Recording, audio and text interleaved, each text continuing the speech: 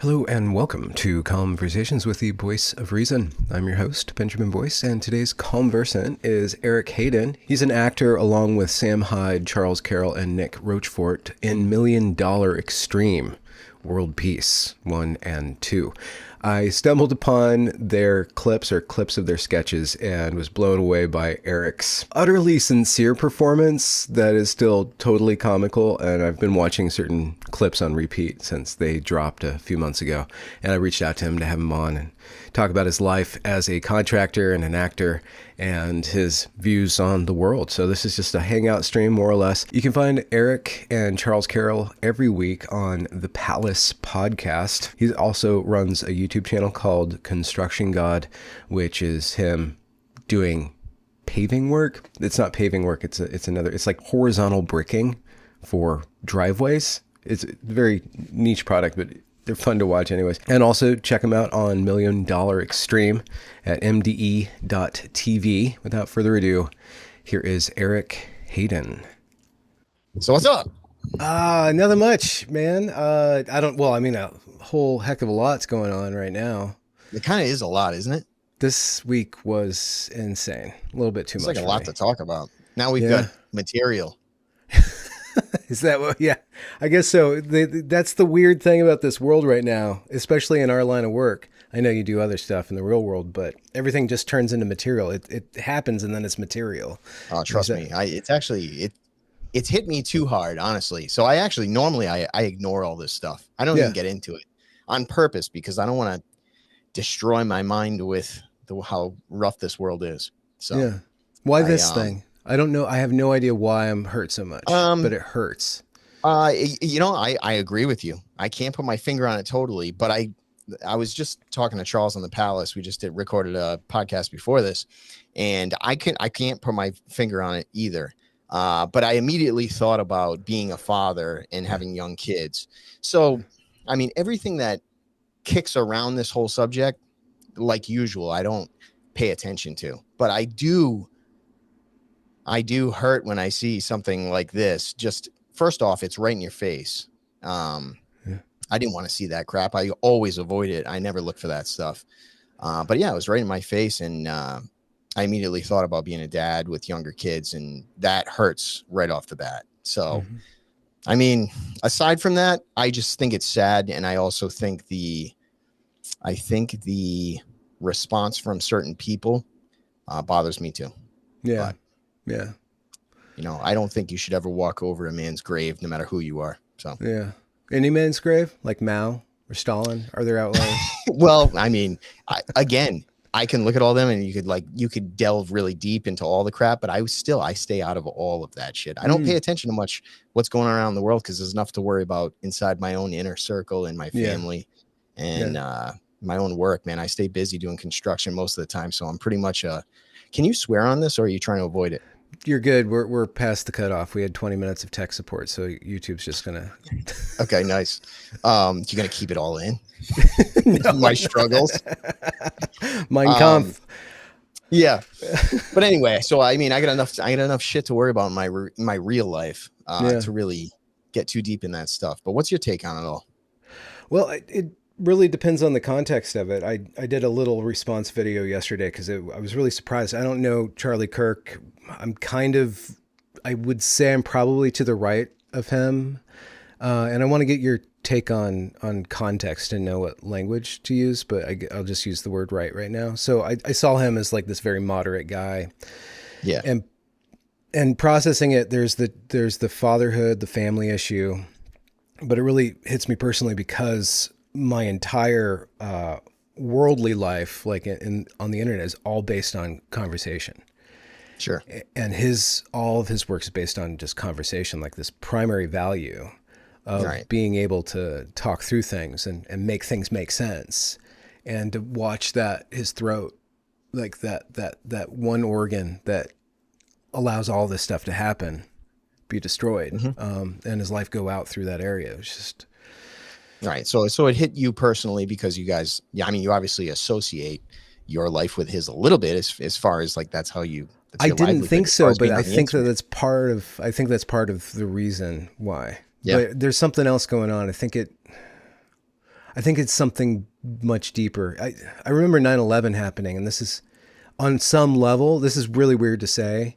It's feeling about as emotional, and all this shit that's been happening last 20 years, 10 years has been really like cringy and radicalizing and stuff like that. But it's always been kind of material or something over there or something to worry about. But this thing, it leaps right into my chest. It hits home somehow, right? And I said, for some weird reason, it hit me kind of hard too. I don't know the reason. I really can't pinpoint it, but I think it scared me.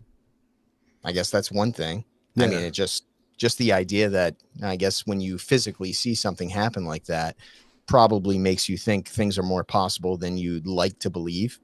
Yeah. Maybe. Yeah. So even the Trump attempt was iconic and awesome. Yeah, it was. Wasn't it more smoothed over somehow? Obviously, because there's not a death, but I'm just saying, like, didn't it seem more like, well, that's the way it's supposed to happen? It was an attempt. He got away. It doesn't hit. It's not like if there was a different situation, it might have hit just as hard. I don't know. Yeah. I'm saying it. Maybe because I think my personal, I don't know him very well either. It's not like I paid attention like a crazy amount, but of course I've come across a million videos, just like I'm sure you have. Yeah. I don't see the guy as evil. A lot of people are saying he is, like they're saying he's pushing for violence. I'm like, I didn't see it. That's just my opinion. I did not see that. Well, if they think that about him, what do they think about people with what do you think opinions? About me or anybody else? You know what I mean? All in all, I'm like, like compared to who? Yeah. Pretty genuine soul, in my opinion, from what I saw. I mean, sure, nobody's perfect, but I don't know. It's kind of crazy. Well, yeah, but he constantly engaged. And that's the other thing. He's always talking to people and talking to people and talking to people. And that hope that you can get through to people was assaulted in a way. That you could like actually communicate. Well, it's like I said, it's pretty sad that he has his opinions and stuff, but I felt like he always was open to a conversation, which was nice. It's not like it's not like he was really, in my opinion, I don't think he was pushing anything too hard. I don't think he was nuts. I think he was doing it the right way. If there's a way to do that, I think he was towing the line as well as you could. You know what I mean? Yeah. So enough just to get whacked seems crazy. Yeah. Can I ask about your biography? Like, where do you come from? Like, how did you get, I didn't really know much about Sam Hyde. I mean, other than the memes, until he started, I think it was the Elon thing earlier this year. He started putting out content, and then $1 Million Extreme comes out. And those two videos drop, one of the construction one, and then the other one about the Friendsgiving. And your performance, I just can't put my finger on how you translate this charismatic figure through the thing. You just you busted through. So I have no idea who you were. I just saw that, and I watched those things on repeat. I appreciate it, and I really do. I appreciate that, man, because obviously I give it my all when I'm doing that stuff. But all in all, biography, if we're talking like that, I don't have an extensive one.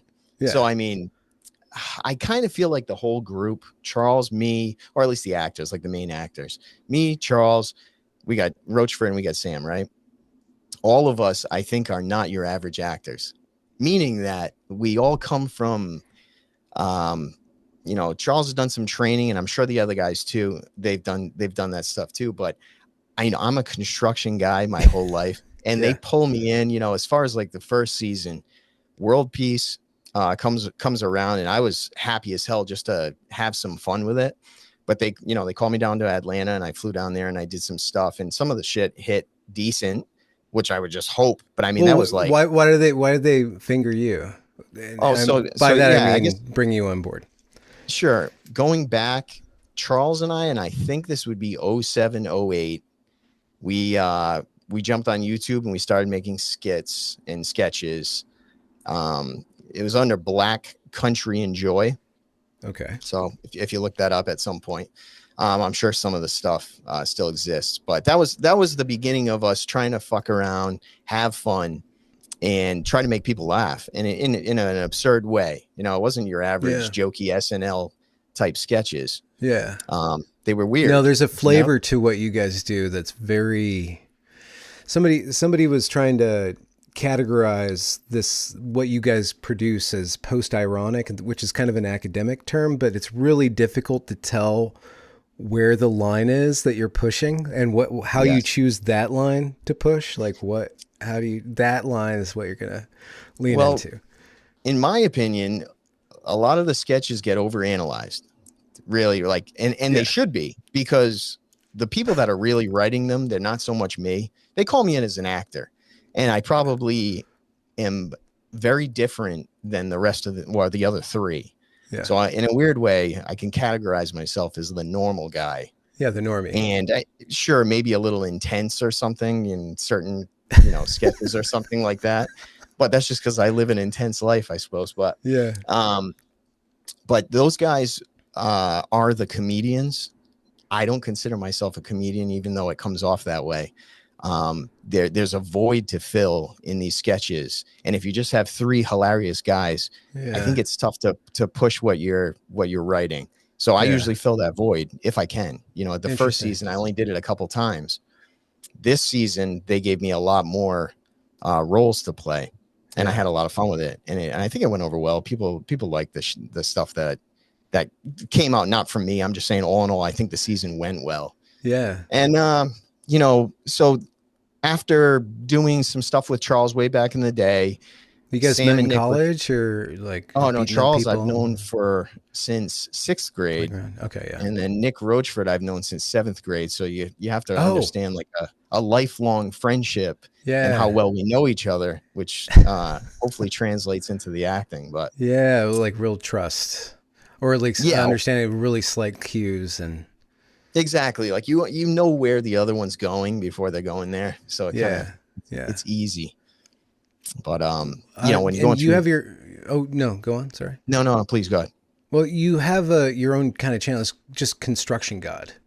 Yeah, and you just do works, specifically driveways. It looks like is what you're a big fan of. Driveways, anything. I've been in construction since I was 18. I dropped out of college and I went for starting a construction company. So that's my main gig, and takes up all my time. Yeah. So if I am in acting in any of this stuff, I'm just taking away from the construction stuff and I'm going to do that. But that'll give you an idea how much I'm not a professional actor. No, I'm really just putting both feet into the construction side of things. And yes, I'm working anyway. So I figured, why not just record this stuff and have some fun while we're doing that? So I kind of just started the YouTube channel like a year ago. But yeah. And what about your like cultural background? I guess you guys all grew up together, but were you all Catholics or what was the matter of fact? Charles, I was in Catholic school since I was in kindergarten, but Charles ended up joining up in Catholic school with me in 6th grade, and then Nick Roachford came in 7th grade to join us all. Okay. And raised Catholic, and I wish I practiced it more nowadays, but really, as far as getting into church and doing what I'm supposed to do. But what about what do you think the impact of that teaching has had on I mean, honestly, for me, this seems like a bad answer, but honestly, it's made more comedy in our life.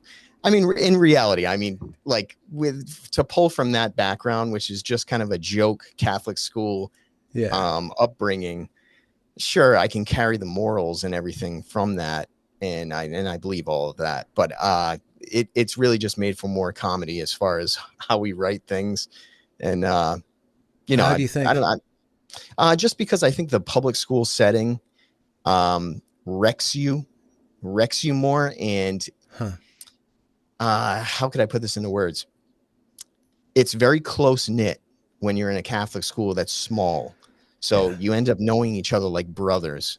And, instead of it being 400 kids, there's 48 that you grow up with your whole life. So you end up having more funny situations like a brother and a brother would have than just kids meeting up in school. I don't know how to explain it, but I think it's just made for more comedy. Yeah. No horror stories, no bullshit that comes along with Catholic school stuff. Oh, okay. There's, All right. nothing's carried over that way, but I think it's just more funny stories Yeah. all in So all. you don't do any of the writing yourself? Do you pitch ideas or anything Some like of it, that? yeah. Yeah. The first season, no. They just called me in to play a couple of roles. This time around, there's 3 or 4 sketches that I put forth, and mostly just the ones that I'd hate to say star in, but maybe it's more centered on me. Like National Grid was a me as an electrician with the rest of the crew, and that's just one I wrote because I have a background in construction. So there are Yeah. things that bother me in construction, and I just like to toy around with that. Yeah, I think there's a lot of inside jokes with the. I don't know the names of the one where you get totally blitzed on not set. What was it, on the job?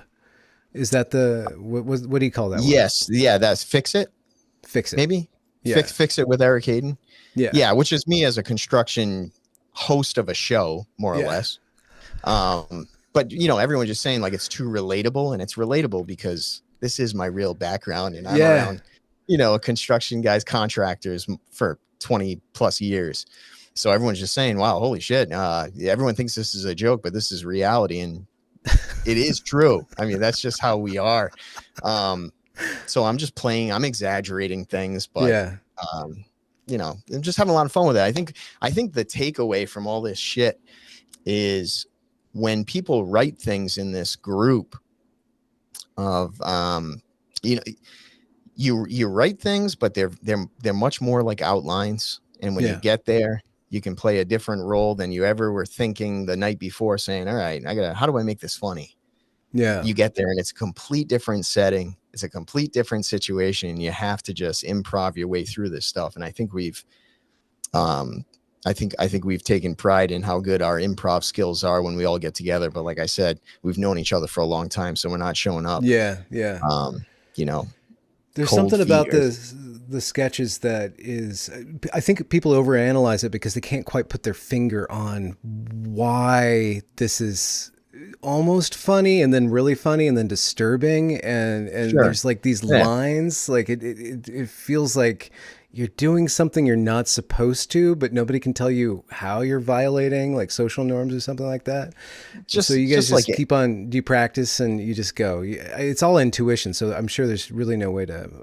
there's not a great way of explaining it, but Yeah. I do love hearing the interpretations of what the meaning was behind the sketches and Oh, shit. meaning. Like I Yeah. said, I didn't write most of them. Yeah. So, but you've got great writers, Charles, Nick, and Sam. They they have a much better grasp of what's going on in this world, and there are things that bother them or make them happy or whatever, but they're writing about something meaningful to them Yeah. one way or another. And you know something like, let's say, Friendsgiving. Now there's some personal experience. I'm sure Roachford's gone through miscarriages. I've had miscarriages with my wife. But Yeah. there's always, oh man, we look for comedy in every Yeah. corner of a nightmare. You know what I'm saying? Yeah. So um Why does your hair somehow, grow? Is that an what's editor? The editor just threw that in? Your hair oh, the hair growing. grows. Yeah, no, I mean, they got a great team. They have a fantastic team. And like, I showed up to Friendsgiving and I had no idea what the sketch was about. And then I get there and Roachford looks at me and he says, your hair looks too cool. Got to throw a wig on you. And I get a wig on me. And I said, what is this about? And he's like, oh, it's, miscarriages. I missed a Thanksgiving, situation because I had a miscarriage. And I said, okay, I can already, like, immediately, I can find the comedy in that, because I can already see that it's just going to be Yeah. a funny conversation between friends arguing. Yeah. So sure, well, let's just roll with it. I But called that's it. it. I didn't have one line written. You just go there and you do it. And I said, when I walked away from it, I usually do this to myself because I'm kind of critical over myself. But I Yeah. walked away and I said, fuck. I said, I don't even know if they're going to use one line I said. Yeah. But then I watched the finished edit. You got a fantastic crew in the office that edits the shit out of this stuff, and they turn it into something gold. And I said, man, that's actually one of my favorite sketches of the season. Yeah. So. So you were in the first season of World Peace, and then the second. Have you gotten more recognition out of the second one, I suppose, like over the last few months then? I'll be honest with you. I mean, such a big gap in between them. Yeah. It's like, how do you categorize Yeah. recognition or something? And it's not something I don't, I'm not going to be rich or something one way or another No. off of something that happened. Well, I just wonder what the attention is like, if that's fun or if you see yourself in a different light. I get positive feedback. People are telling me I'm a better actor than I always felt I was, which is nice to hear. Yeah. Because when you go into these things, you're trying your fucking damnedest because you know there's going to be a lot of eyes that see this stuff. So obviously I want to do a good job, and I always feel underprepared. But yeah, no, I mean, I've got virtually nothing but positive feedback. And even if I get negative, it makes me laugh. Yeah. Because I'm harder on myself than anybody else is. So. Yeah. Well, this is such a side gig, so nothing's really riding on it for you. So it's not really. There's not a lot of pressure with it, to be honest with you. I mean, It's only pressure on myself because I like sketch comedy. I don't know if it's as big as it was 10 years ago. I actually don't think it is, but you know, I love movies and I love acting and I love I love music. I love a lot of media and shit, but it's probably something I find fun and I want to be good at it. So even as hard as I am on myself, it's kind of like it's like a hobby turned into something that actually does pay a little bit, and I'd love to do more of it. So yeah, I mean, take that as you can take it, I guess. But yeah.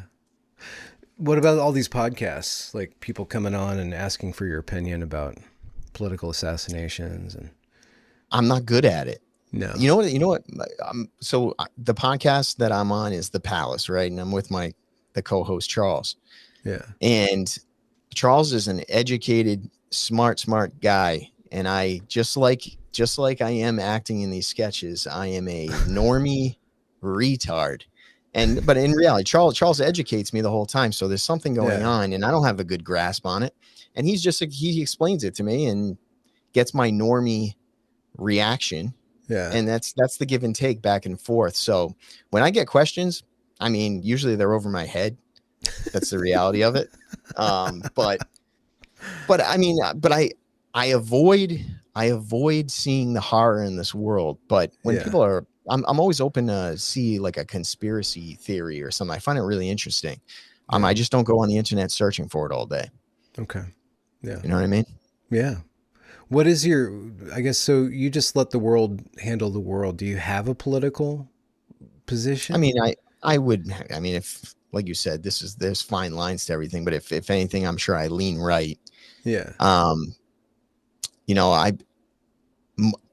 morally, I'm a Catholic. That's the way I'm going to sit that way with a forever. Smile. Yeah. With a smile.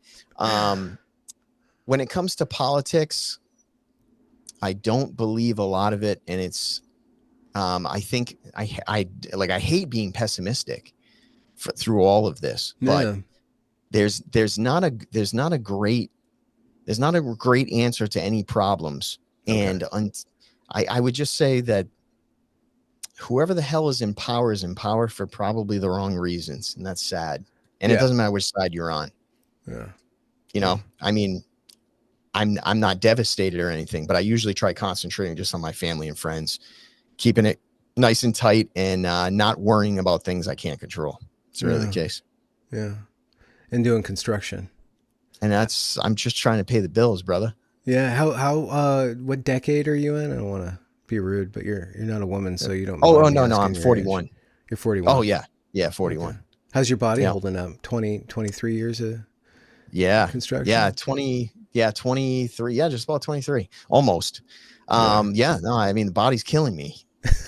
Are you kidding me? Yeah, no. I mean, I'm sacrificing my body every day. Right now, I'm down in Virginia. I'm talking to you back in Mass, but I fly back on the weekends. But in Virginia, I'm laying 135,000 square feet of pavers right now. So it's a really big project. And a lot of it's labor. So I'm still ripping it. Yeah. What? and it's a How, pull. how did you get into construction? I just built a chicken coop for my wife, and I'm not even done. I'm doing it very slowly. We are going to talk the other day. I'm like, to prep for this interview, I'm going to work on the chicken coop for a while, sawing Yeah, you're gonna things get a and feel nailing of things. construction. Yeah, I had to get into the mood. But where did you start? It just somebody handed you the Um, job, and yeah, no, I mean, my father always worked construction forever. So I mean, okay. I when I How about was 15, your grandpa too? my father, yeah. And I So, mean, does it go back? Or you oh like no, well, maybe it does. I don't even know. yeah? My father doesn't know his father, Oh, so okay. that's one of the. So I'm sure, but I think he was a mason. So yeah, I'm sure it does. But yeah, so just my father doing that his whole life. Obviously, I have an interest in it. And when I was 15, still in high school, on summers, I would go to the commercial job sites. I'd already start there. So I mean, construction goes further back than when I started the company. But Yeah. company started in '03. I was doing this back in like 2000, I Okay. guess. Where So did you start? Like, did you specialize, or is it general yeah, so everything contractor? was site construction. So if you picture the heavy iron that's in the middle of the highway that's screwing up your traffic, Yeah. that's what I started doing. Not so much on the highway, but it was all heavy site work, commercial. So I was in the big ass excavators and all that stuff, and that's what I've been doing forever. And then around 2019, I was done doing a massive site work project that was lasting 10 years. And I Oh, had all this huge machinery. I had a big fleet, and there was all no under way I would. you, under your banner. What's that? You were the leader of this fleet. Oh, yeah, yeah. So my brother, my father, and I all started a company when in '03. Okay. So I dropped out of college. We said, should we just start a company? And we started a company then. Yeah. But by 2019, I had too much machinery to keep busy after this massive project ended. And I said, why don't we just, or we all agreed, why don't we just like wipe out the fleet, start with micro machinery and get into more residential things and do more pavers? Because over that period of time, I ended up enjoying doing a lot more of the finish, pretty Yeah. work rather than just the commercial guts that you never see because everything's buried under dirt like utilities, which is what I Yeah. did forever. Yeah. So yeah, I got into the pretty stuff. I started doing pavers. Then I started doing commercial projects that are all pavers that are just massive. So I do it. I mechanically lay the stuff with German equipment. That's kind of rare. There's only 7, 8 companies in like the country that lay it the way I do.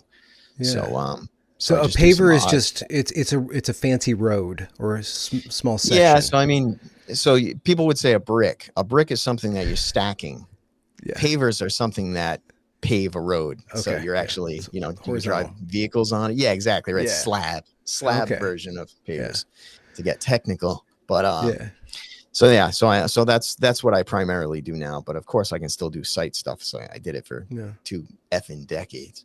Do so you get to work with the customer to design, or the client, I guess, to design the Oh yeah. how it's going to look Yeah, and it's stuff. start to finish, and then I'm chasing paper and all that stuff. But yeah, it's all the bidding, it's doing the job, Oh yeah. it's chasing Yeah. the paper and all that stuff. But Yeah. Yeah. I know it's not the most interesting shit to talk about, but No, yeah, no, I'm that's just curious.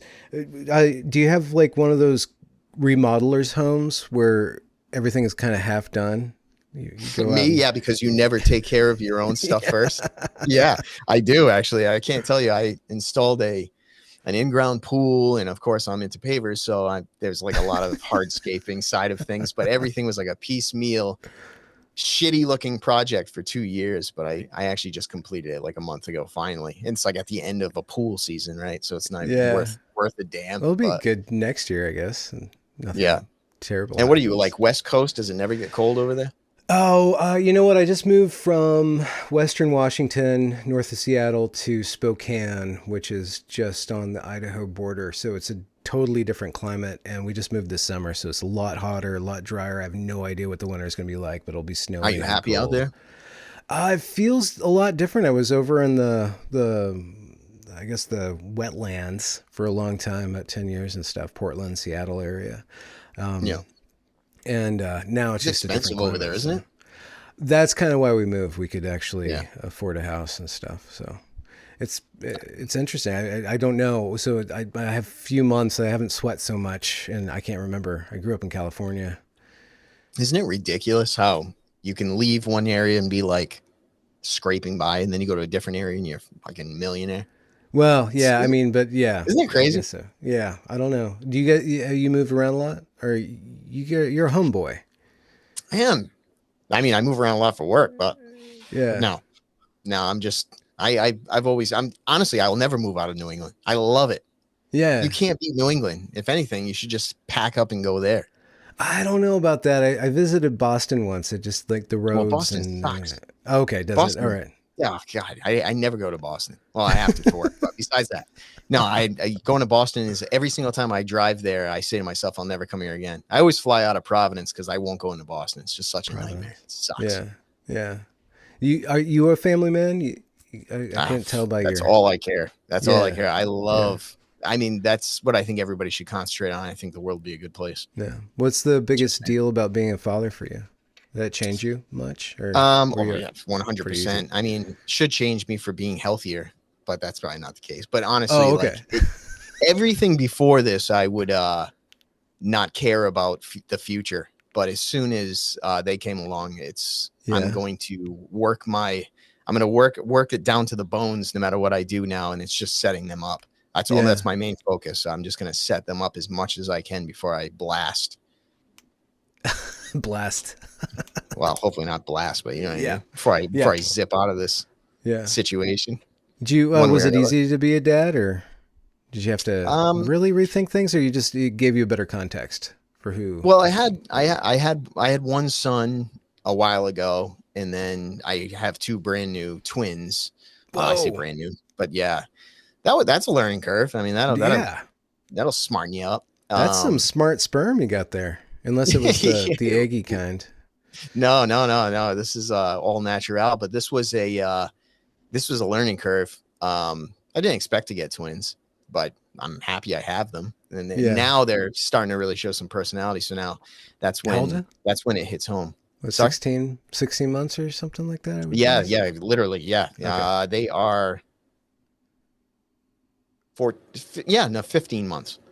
Yeah. So 15 months is now the personality's there, and then now it really, really kicks in where it feels like everything's worth it. But I don't know. I mean, now I just work 7 days a week, man. I have to make sure their life is not twice as good, but 10 times as good as mine was. So that's the main focus. Yeah. Do you guys, do you have plans for more sketches and stuff? Are you?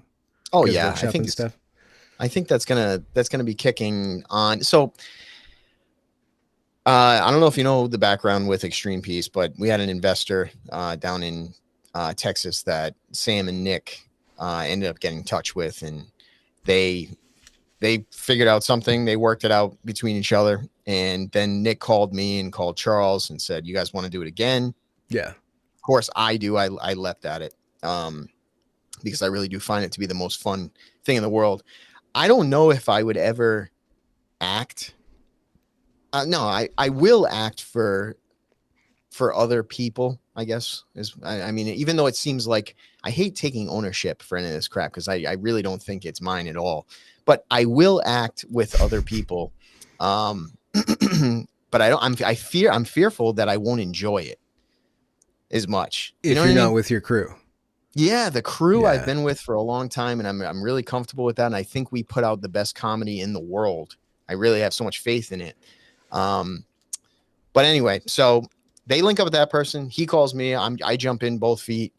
And I feel like everything went relatively well. And I think the production side of things was out of control good.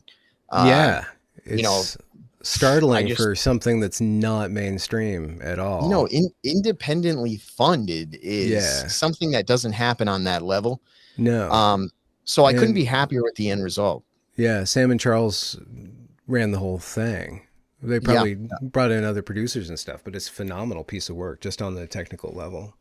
When I look up Erick Hayden, there's a picture of you that doesn't look like you at all. It looks like a gay Nazi or something. I don't know. Yeah. I think that guy was in like I don't know, some Harry Potter remix or something. I can't remember what that was. But yeah, I think he's like some guy from England or something. I don't know. Yeah, he comes he comes up first. He's probably Yeah. much better than that. Yeah, there's a Benjamin Boyce that's a German pop star from the 90s. Oh yeah, so he's much handsomer than I am. So you get confused with him all the time. Huh? Yeah, I do. Like, oh, Benjamin Boyce. No. Yeah, but you got a classic name. Benjamin Boyce is like, that rolls off the tongue. Well, Erick Hayden. Yeah. I mean, it's English no, name. yours is better. You can say it. Flattering my privilege. Were you, so what I usually cover is political stuff, the stuff called like wokeness and stuff, which is a retired term for me, but the world started really changed definitions. Well, we can get into that, but the world really changed, or everything became politicized about halfway through last decade. Were you aware of that at all? Were you guys are you're in construction, so you're in another lane, like literally. I am. I'm completely in a different lane. Like I said, I don't pay attention to it too much, but why don't you tell me how it changed? Well, I was at a college trying to get my, my English degree in my mid-30s, and it was going on to college campus. I'm like, you guys are really disconnected from the world. You're still protesting the Iraq War and worrying about the patriarchy. And it looked, there's this, talk about sketch comedy, there's this show that used to run called Portlandia. Mm-hmm. Right. And it explores like these really weird progressive people and makes fun of them. But it was like Portlandia, but everybody was really serious about the pronouns and all that stuff. But over the course, once Trump got elected, they went totally insane and had a riot and took people hostage and just went way overboard. I'm like, wait, why are you guys going this direction? So it used to be kind of an academic exercise and being more important than everybody else by pretending to be a victim, but then everybody started taking it seriously all at once. The victimhood was the cachet for a certain class of people. Isn't that downright sad? Who likes playing the victim? These people are pretty good at. Well, at least they were pretty good at it, and they still are. But you think it's flipped since then? Well, what do you mean? So in other words, when you were going through that process and you're saying people were taking pride in playing the victim, do you think it's changed since then, or do you think that is the change? Well, that was a major change, and I think that it reached its climax in 2020 with the Black Lives Matter protests and the COVID shit and all that stuff. And since then, I think that section of like the elite, leftish, liberal partition of, especially in media, they're scrambling to find a narrative that actually makes sense, because it doesn't really make sense. They can't make heroic victims over and over. Once you get to George Floyd being your god, like where do you go after that? I understand what you're saying. Yeah, no, I think they reached their limit. I mean, and then I think it's flipped. In my opinion, maybe it's just the people I hang around with or people I talk with more, I guess. But I don't ever hear what I heard back in 2017 after Trump was in.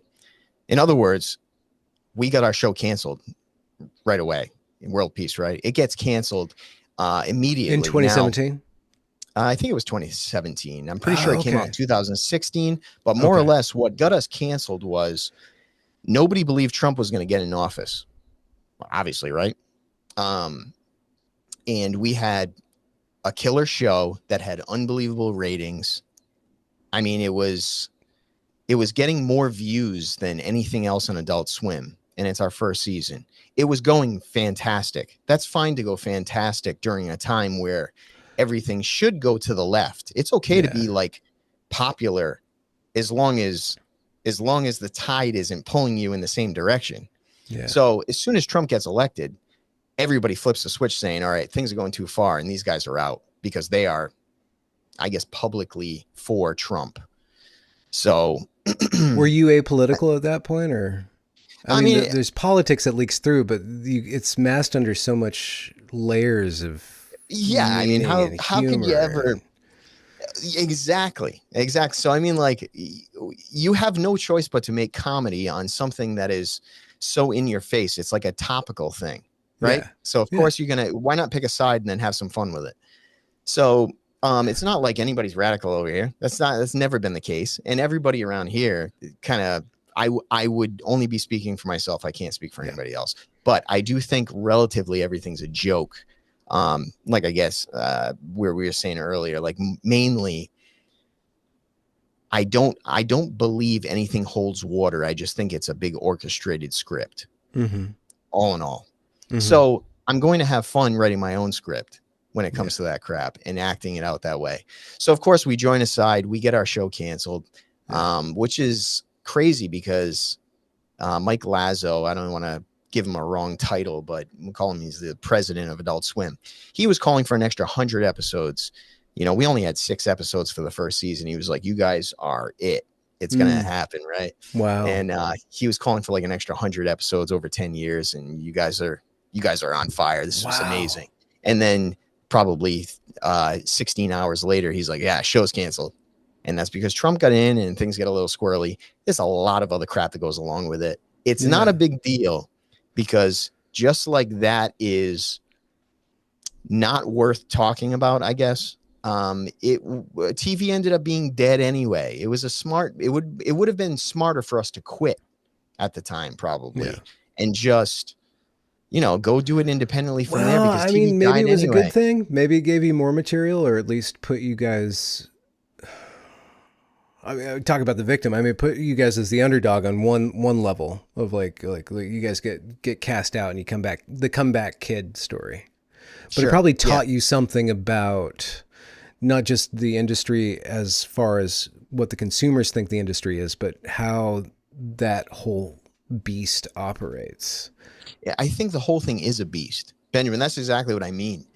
I don't think anybody in our circle ever wanted to get to be some A-lister, because an A-lister is just going to carry out some narrative anyway. Yeah, it's not something we ever really wanted to get to. Maybe you do when you're 14. But when you start seeing the way things work in this world, you start saying, why not just do your own thing? However big it gets, and hopefully it doesn't offend. I don't think anybody's ever meant to offend anybody. Wait, I mean, it's about trying to make people laugh. Really? Okay, hold on. This is okay. This is kind of like the high level comedic discussion. Maybe not that high level, but what is the relationship between being offensive and being funny? Because they are very close. So you have to know that you're poking something. You can't say I don't want to offend anybody, because that's what's funny, right? I suppose what it comes down to is, what I should say is, I don't care if I offend anybody. I guess what it comes down to. Okay. I'm just pushing out, like, in other words, it'd be great if I didn't offend anybody, but I'm sure as hell going to still push out the same comedy that I want to put out. You know what I mean? Yeah. But if it offends somebody, I kind of feel like they're too sensitive. That's my opinion. Yeah. I don't think anybody should be this sensitive. I know it's well tread, and people can look up the drama of the story of getting canceled from Adult Swim and stuff. But I wonder how did you guys take that? Like how did you take it? Like, was it disappointment? Were you offended? Was it shit happens? I don't get it. I don't get offended. You don't get offended. I really don't. No. So, I mean, I wasn't offended. I was just like, oh, that's typical. So that's the way it's going.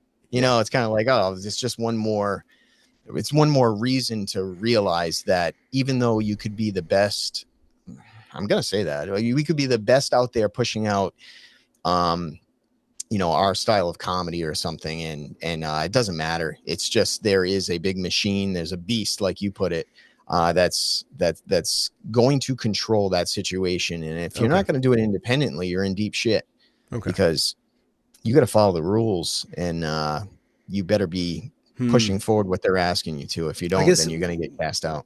Those rules, if you follow them and you're good enough and you play the right game, then you can get really high up that status ladder. So once that status ladder is denied you, where do you seek status? Where do you put your ambition, I guess? I mean, how high would you want to get that way anyway, when eventually you're just going to be, you're going to be cut out faster than, like, the carpet will be pulled from under your feet so fast your head will spin, and then your life is over, because you worked so hard at something getting somewhere. They'll erase you in 2 seconds if they want. And that's the problem I have with it. I think it's ridiculous. How did you all set up an alternative form of distribution? I guess that was the only option then to go through. Yeah. These I mean, there was years where you felt like there wasn't a way you could do that. Yeah. You know, you fuck around with podcasts and things like that, thinking that, you know, you might be able to grab enough viewage or whatever, blah, blah, blah, but that gets devastating for a while. But I think Sam did a great job of assembling a good team. And he, you know, I think he put out sketches and he tried a bunch of different avenues, to try to make something work. And eventually it did. I think he did a great job with all that stuff, and he's still got a pretty good platform. And Charles has been spinning knowledge forever. Wait, spinning knowledge? No, spitting. Spitting. Spitting. Yeah, spitting knowledge so much. I think he's the smartest guy in the world. If he can get out his wisdom to enough people, I think he'll strike gold that way. Roachford is a master of his own operation, and he's gone through, you know, he's gone into antiquing, and then he's got his own brand, Chalmonics. I sound like I'm just beefing up everything that my boys are doing. Plug something, yeah. And after all that, I'm the best construction guy that you could ever ask for. So is this all yours? Everything behind you? You built that, right? This is our office at the podcast. So this is the the Palace podcast office, and that's all merch shit and crap behind us that we push out for merchandise. So yeah, everybody's doing their own thing, and I think we've made it work. And you know, we're still trying to do our thing. We're trying to continue pushing out the same type of comedy that we enjoy, and hopefully everyone else does. And I think I think it will work because we are the best. It can be disturbing. There's a car wreck aspect to to the ones that I see, because I haven't subscribed and watched the whole season, the second season that just came out, but the ones that you're in, Friendsgiving and Fix It, it's like we're watching a car wreck, and it could be really disturbing and kind of like anti-moral or immoral almost, but there's something about it, like there's this line that's being crossed, and you play it so straight. That's it. I am the straight guy of all these sketches. Yeah, you're the straight guy, even though you'd suck a sausage for another Vicodin or whatever. Yeah, exactly. No, I mean, I just don't think it's the run of the mill comedy right now. Like everything, we call it cringy and all that stuff. I mean, it's different coined phrases and stuff that I usually don't use, but I just don't. There's not too many things out there that make me laugh, and I like disturbingly real comedy. Why? Even if it's I don't know. I don't know what it is. My head immediately goes there when I'm improving out stuff. I think like serious.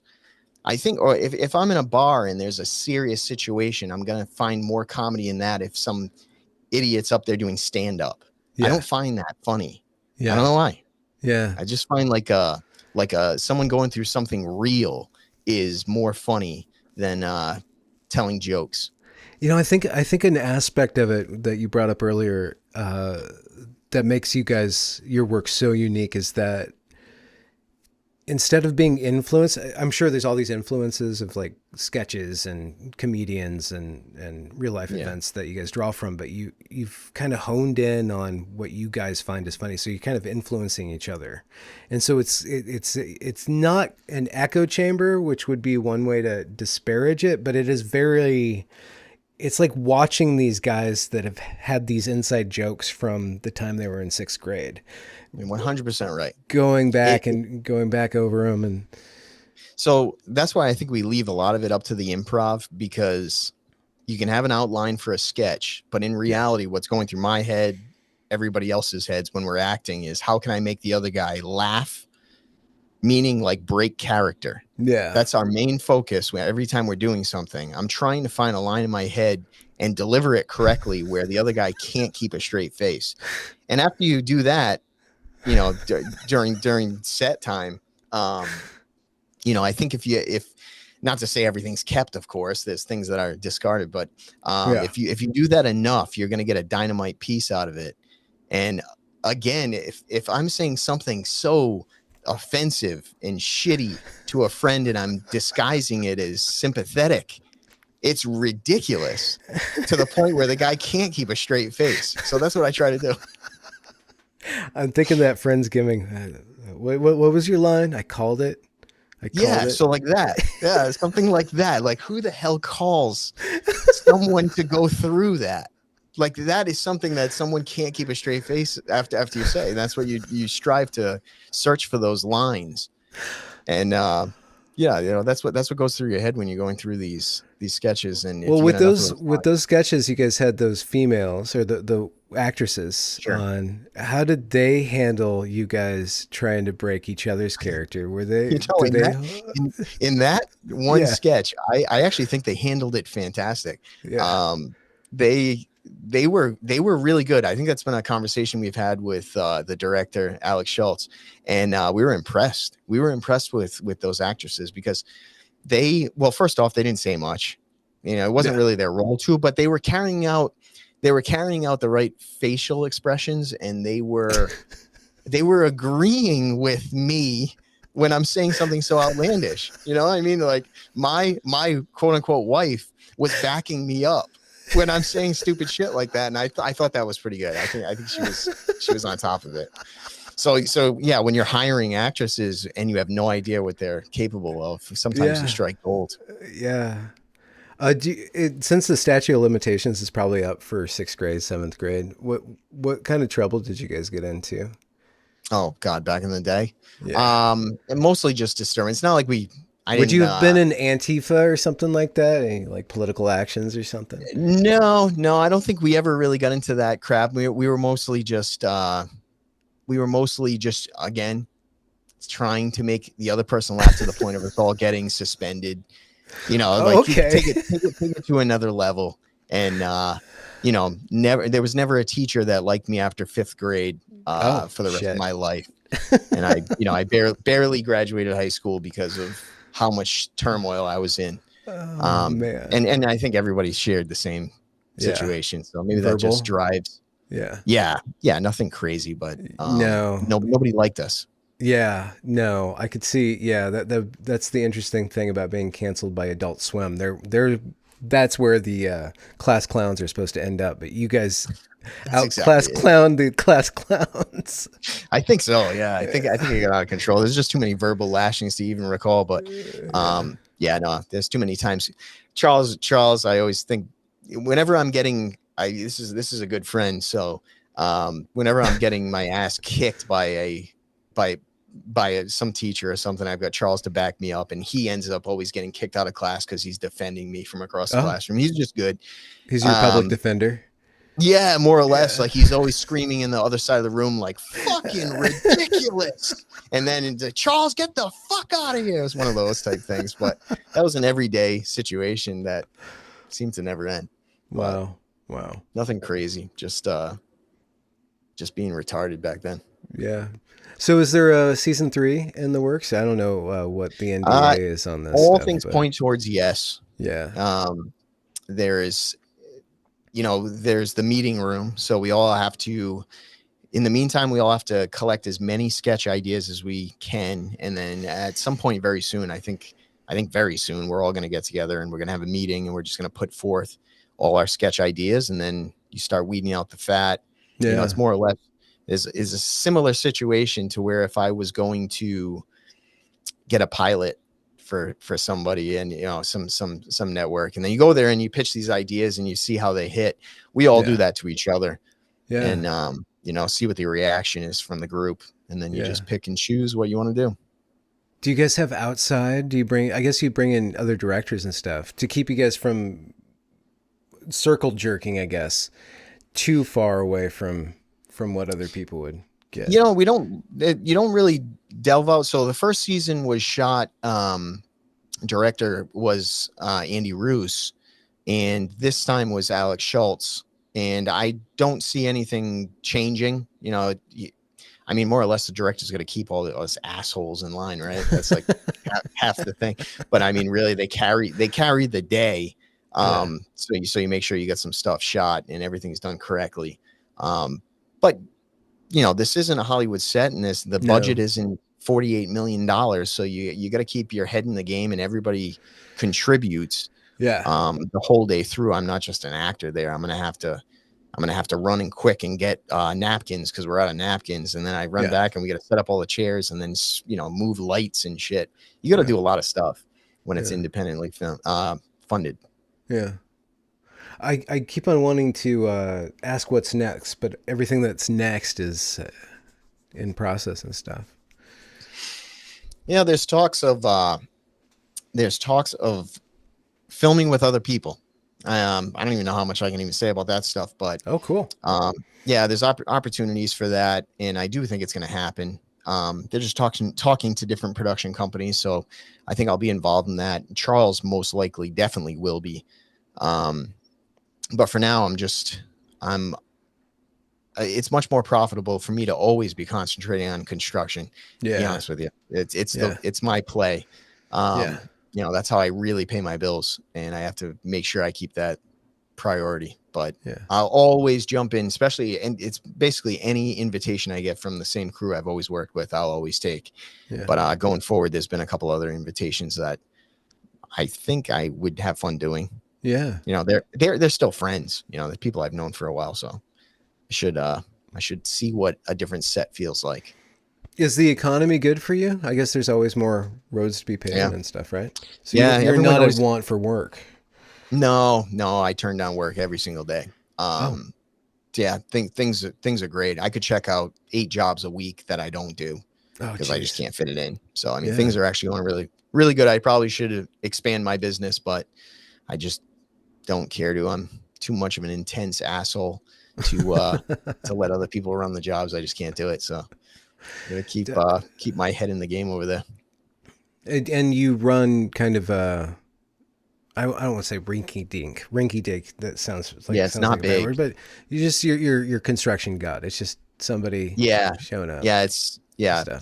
My company's Hayden site, and Construction God's a YouTube channel, but all in all, it's just a 7-person crew, and we just work our balls off and travel nationwide to do stuff. So what's your favorite injury that you received or inflicted on somebody else? Inflicted on myself? Yeah, or that you inflicted on somebody or that you received.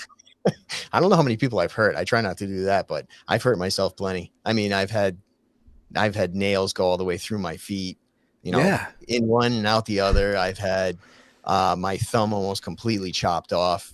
I've had, it's just weird things. Nothing. I've never broken a bone, which is good. Right. So that's pretty good thus far. So I'm gonna piercings, lacerations. That. Yeah, I've gotten stitches. I don't know, 25 sessions worth in my life, and I don't know. It's always just bad cuts. But yeah, there's always a piece of flesh hanging off me somewhere, or a nail that goes through something. And I jumped off a pile of wood I was doing a concrete pour, and I was trying to get form boards that we were short on. So there's a big pile of wood out and back. So I jumped on top of the pile and I grabbed the 2 boards I needed, and I hopped off like 5 feet off the pile, and I landed right on a 2x4 that had like a 4-inch nail coming out of the damn thing. And it just went all the way through my entire boot, out the top of the boot. So it was just right through my whole foot.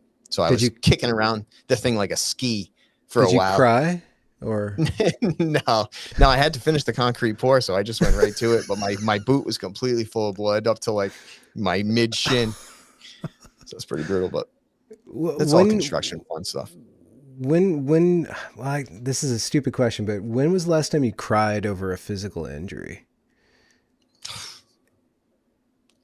I mean, I'd love to be honest with you and say it was recent. I'm not kidding. I'm one of those kids that never cried from physical stuff. I wouldn't even believe it was anytime after 7. I just don't. In other words, I don't feel like I could ever cry from physical pain. I don't think it's possible. I think I would just pass out.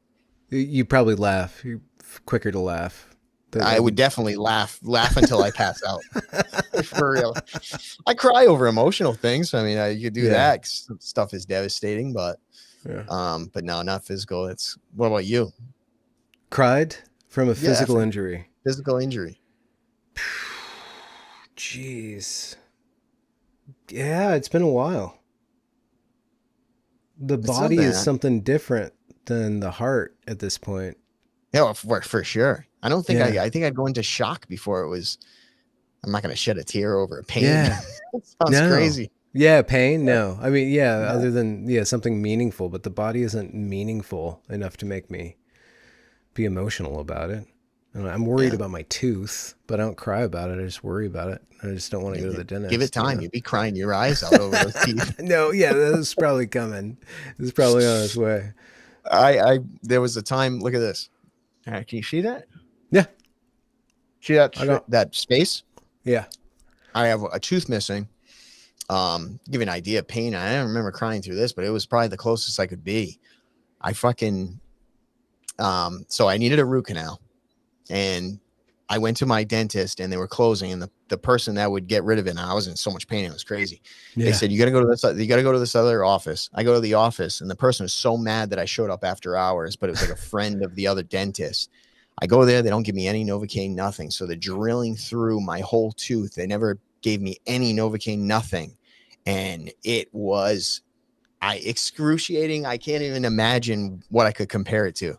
But I was sitting, like they say, he's like, if it's too much pain, let me know, and then we'll have to give you the Novocaine. But it's going to take like 20 minutes to set in.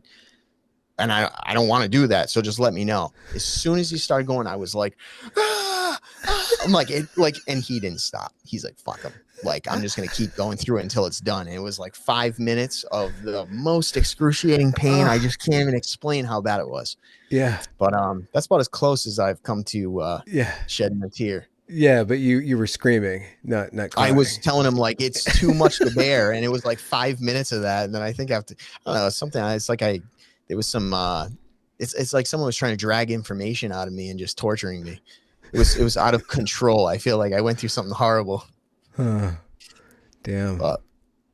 Yeah. Well, you got a favorite book or movie or album that just is really favorite movie? You're a movie guy. Yeah. Yeah, I'm a movie guy.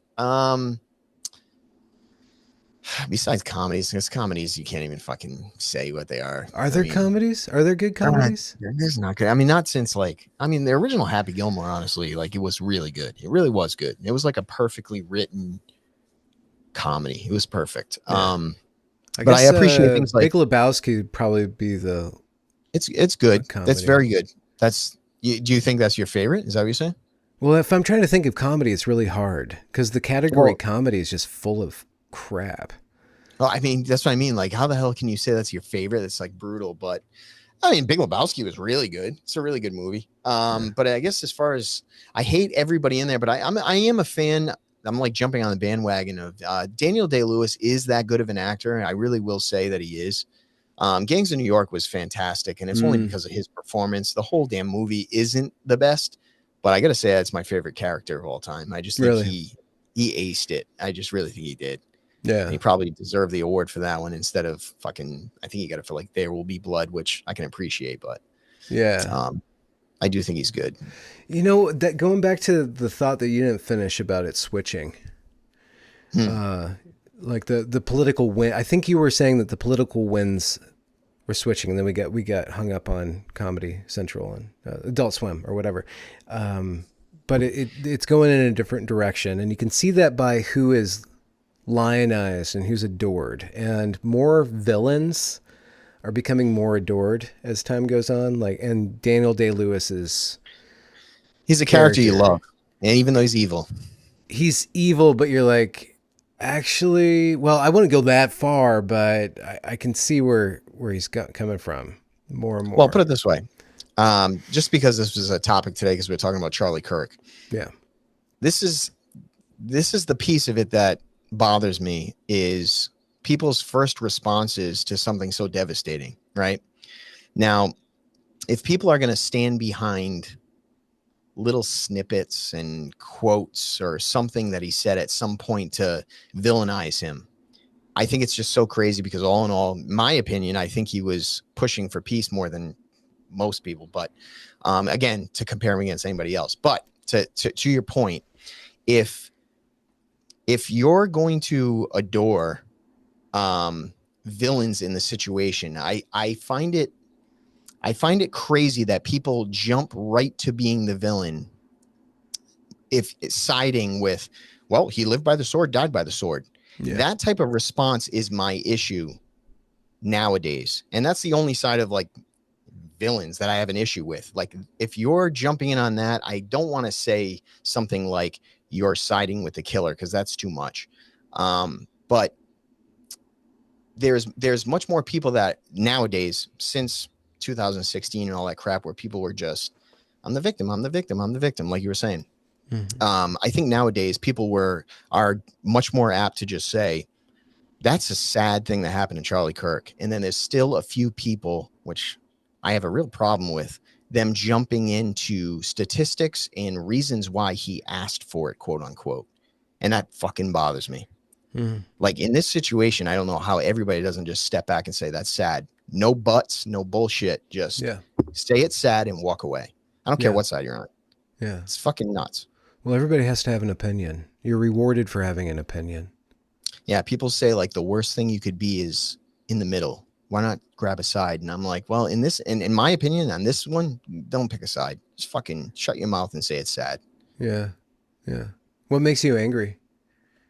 It just, like I said, it just makes me angry over anybody using it as an excuse to push another political fucking point for the time being. Like, just keep your mouth shut for a little. I wish people could keep their mouth shut sometimes. That makes me angry. Well, does that do you feel a little bit more sympathy for your teacher in class then? If you could just shut your mouth. Actually, just for once. Actually, yeah. I kind of do. It's like, holy shit, I was just a bastard, disrupting class. And she's probably like, I'm just trying to get through my fucking 9 to 5. And this guy and his group of buddies just won't let up. Yeah. But yeah, I do. I actually do. I was just some punk. So I was probably, I don't know. Maybe I was asking for it. Yeah. Did your son take after you? He's a class clown for sure. Yeah. Yeah, he is. He's a funny kid. Yeah. What do you think the next generation, what holds for them? What's your opinion on this? I think that's the other aspect of the Charlie Kirk murder that gets me, is that he was really reaching out and giving those kids a path away from colloquialism. Sorry to say this, audience, but trooning out. You either can troon out or you Nazi out. Like, there's these two paths that are like, you can go total troon or total. And he was trying to do this nice. There's a way you can go to church, you can have a family, you can play the political game as far as it is, and we can have conversations, and you can be involved. You can believe in America. There's this thing called America that you can still believe in, that you can belong to, and that belongs to you. And you can do that. And you can do that positively, and we can do it in a way that is good for everybody, at least everybody on our side. And by our side, meaning America. And him being taken out, and all the people that believed in his project, especially the young people believed in his project, I want to give it to him. I think I was worried. I feigned being worried about them just going full radical, but I think they're smarter than that. But they still do need something to believe in. We need a country that we believe in. It'd be nice. And so I don't know how to present that image, because I think our country is changing. I think America is changing from the inside out and from the outside in. Our position in the world's changing, and our demographic situation is just changing so much. So we don't really have an identity. And I think Charles was projecting a positive identity. And that was consumable enough for especially young men to, like, you know what, I'm going to get a job, I'm going to work my life, and I'm going to go pray, I'm going to have some babies, I think I think his take on everything was just a more traditional Yeah. approach to life, which I liked because, of course, I don't see a problem with the way it was, I guess. If he's pushing that, and if he's swaying people, I think he got too big of a platform, and ultimately might have been poisoning whatever they were pushing on the youth. And I don't know who they is. I'm not saying that, but you know what I'm saying. It just seemed like things were going in a different direction, and then he came out of nowhere, and he was making enough sense to people that it was changing people's idea of life in America, I guess. I don't know how else to put it, but just the idea that he was influential. And I think he got to a point where he was rubbing people the wrong way because people thought that he was going to make too big of a difference. So I don't know. However, the I don't know who the fuck is responsible for that, but I don't even have I don't have a huge comment to anything. It's just well, we were talking about like the young people, right? But do you ever tithe time to bring up a young guy in the construction business? I don't have many younger guys that, I can't call it the next generation or anything, but I do look at my son, and obviously this is like a thought of mine constantly, just like, what kind of life is he going to be? He's almost 8. Right. So, I mean, what's life going to be like? Oh, you said a while ago when he introduced him, like a while ago. Okay. Yeah. But I mean, okay. I was thinking it was 18 or something. Yeah, no, I know. But and it was you were a teen dad or something. No. So like, I'm worried about him for 10 years from now. Now I have no idea what the hell it's going to be like, but that generation is obviously relatively cooked for whatever reason, but it seems like they're so fucked, and there's no goddamn way that things are going to change that much better, I think, in the next 10 years. So I'm really worried about him. So when I think about the situation with Charlie Kirk, obviously I'm putting myself in the same position as being a father and whatever, and trying to protect my kids. And right now things have been on a steady decline, and what's it going to take to be just to switch the tides is going to be something nuts. And I don't have the answers. Well, do you guys, I guess this is too much. I'm looking for the answers from you, though. Oh, from me? Well, I mean, I need the first answers, thing, though, a militia. I mean, you're in New England, so probably a militia is the first line of solution, exactly. Right? Yeah. No. Yep. Yeah. No? Do you guys have a militia? Maybe. Okay, yeah, maybe. Just let's keep it at maybe. Yeah, let's say maybe. Yeah, can people go and join the militia? Do you have a? Yeah, I mean, again, there's paths. Well, there's always paths. There's always paths to do it. What, you don't have this sort of situation over in, I forgot where you said you are now, but Washington State. No, I guess we have kind of a homeless problem. It's kind of irksome. Is that the main issue over there? I think so. Yeah, I mean, utilities are pretty good. The weather's okay. It's kind of in the shadow of hyper progressive land. I guess we're landlocked, but we have a nice river. But it's just the homeless come here and camp out, and it must be nice enough for them to go there and just chill. Yeah, we'll see what happens in the winter. I don't know how extreme it's going to be, but you guys. So you've only been there. You've only been there that you haven't been 3 through months. A winter. Yeah, no. Other side of the mountains is just wet. Just wet. So yeah, like people escape New England for the cold weather over here, and I still eat it up. I love it. Yeah. Do you have a vacation? Do you guys go on vacation? Do you believe in vacation? Yeah. I mean, my winters are slow because construction's slow. Yeah. So I work my balls off from March to like December 10th, and then from there on out, I have like. Then I can talk to you whenever you want, Benjamin. But it's like 3-4 days a week instead of 7. So yeah. But where do you vacation? What's your favorite vacation? Do you guys travel? So I either go up to Maine. I had a vacation home for years up there. I ended up selling it because I had to replace the roof, and I was saying to myself, I think it's gonna be too much of an endeavor. If I replace the roof, I was gonna replace the entire floor plan, and I was saying to myself, maybe I should just bag it, get something else, and I never did. That was probably 6 years ago when I canned that idea. But anyway, Maine is fantastic. And if I'm just going to go somewhere else, it'll probably be somewhere like West Palm. Honestly, I usually go down to Florida, West Palm or something. Yeah. Yeah. You're very East Coast. Like you don't even, there's no other part of the world. Yeah. No, I go to Hawaii. I'll go to Hawaii a little bit. Hawaii. But, Okay. Yeah. But that was a long time ago. You know, that was back before the kids, and they can't make that long plane ride. It's too much of a hassle. No. Yeah. Wait a few years so you can actually enjoy it for a bit. That's cool. Exactly. Yeah. But yeah. You were a griller. Do you do any of the food prep at home? Grilling. I consider myself a terrible griller. Okay. Well, do you cook at all? Do you have like a special recipe, like the thing that you're good at, like stroganoff even? I'm fucking terrible. No, Really? I really don't cook at all. No, I mean, I'm like why are we cooking? Let's order out. That's what I do if it's up to me, I would order out every single meal every night.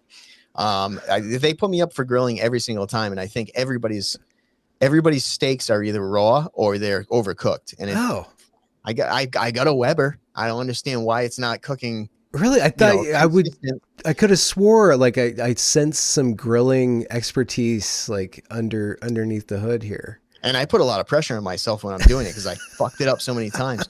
Every single time I'm doing it, I look at it, I'm like, I'm starting to cheat, and I'm cutting through to see what stuff looks like.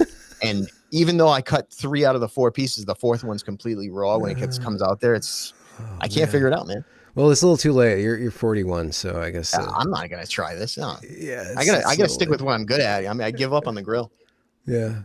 Any other hobbies other than sketching with your bros? You golf? Metal detecting, man. Whoa, really? Metal detecting. I'm obsessed with it. Really? Yeah. If I have, and I never have any time, but if I do, it's 100% going to metal detecting. As lame as that is.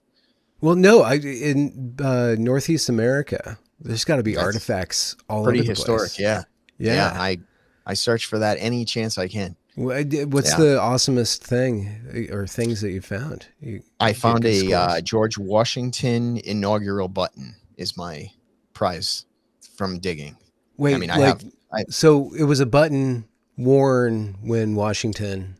It was more to celebrate. So everybody would buy buttons to celebrate it in 1789. So there's like 10 variations of them. But yeah, no, I found one of those, and that's every metal detectorist's dream is to find that or a 1793 chain scent. Those are like the 2 things everybody wants to find. I did find one like 6 years ago. I didn't find a 1793. I wish I did, but yeah, metal detecting is where it's at. And, I love coins and stuff. I got a big coin collection. Oh, really? I like U.S. currency. Oh, the old okay. stuff. Yeah. Yeah. My stepson is into that. So he'd talk your ear off. He'd ask you questions for hours about all this stuff. I just bought a big coin collection last Saturday that I'm just starting to go through. I'm pretty excited about it. Oh, that's a dopamine just forest of Imagine that's what gets me excited at this age. I'm up all night. My wife is telling me, she's saying this is like 1 a.m. and I've got to go on a plane at like, I got to get up at 5 a.m. 1 a.m. I'm up with a flashlight looking at coins in the coin collection. She's like, what the fuck are you doing? And I'm like, just give me like another half hour. That's how crazy I am. It's pretty. It's more wholesome than I guess like Candy Crush or going on Twitter and. Well, that's what I mean. You could be scrolling on your phone. I don't know. It's U.S. currency that gets me. Me off. Oh wow! This is the inside Erick Hayden that I wanted to hear about. That's the surprising side of me. I wanted to know the deep, dark recesses of your soul. And we found coins. We found treasure. Yeah, most people think I'm a pretty, based on some of the characters I played. If I ever meet anybody in person that recognize me, which isn't often, but if they do, they assume I'm an asshole, intense guy. But I don't think in reality that's the case. But no, that's what makes it funny. Coins. I think so. Hopefully, that's the way it's supposed to come off. I have Manson lamps. Manson lamps? Yeah, like when people say like, yeah, like look at killer eyes. Yeah, which isn't the case, huh? No, I'm not gonna kill you. You can't even roast a beef. I mean, yeah, exactly. I can't. Can't even kill a steak. Well, I can kill a steak. You taken down cows before? No, I just ruin a steak. Oh, okay. Kill it. Yeah. So I looked all over the internet for you because you caught my fancy. with your sketch comedy, it looks like Instagram's the only place where people can follow you. Is that true? Like if people want to follow you, where they go? Yeah. Yeah. I mean, obviously I'm on Facebook, but I don't accept anybody that, isn't close to me on Facebook. Instagram is where I would probably, hang with people that would reach out. But other than that, for sure. Yeah. The Palace has his own Instagram. We have a Patreon. How often you guys record? I'll put the link every down week. below. Yeah, every week. So at the moment I'm coming back from Virginia and I come here. I just did the podcast right before I'm talking to you. But yeah, it's every single week. It's consistent with Charls Carrol. And we try. That's our main bag. I just try to never, ever miss that podcast every week. I have so much fun with him. And like I said, he educates me on the side of everything because he's got a pretty damn good grasp of what's going on in the world and I don't. So it's a fun back and forth podcast. Him being very with it and me being the normie idiot. So I think it works. What? Yeah, literally, that's me. Yeah. Eric, thank you so much for carving out some time from your super busy schedule to join me. Super busy. Yeah. It's funny you use that word. Anyway, man, I appreciate you. Thank you for reaching out, man. Yeah, it's been fun. I'm going to end the recording. All right, cool. There we go. Thanks, man.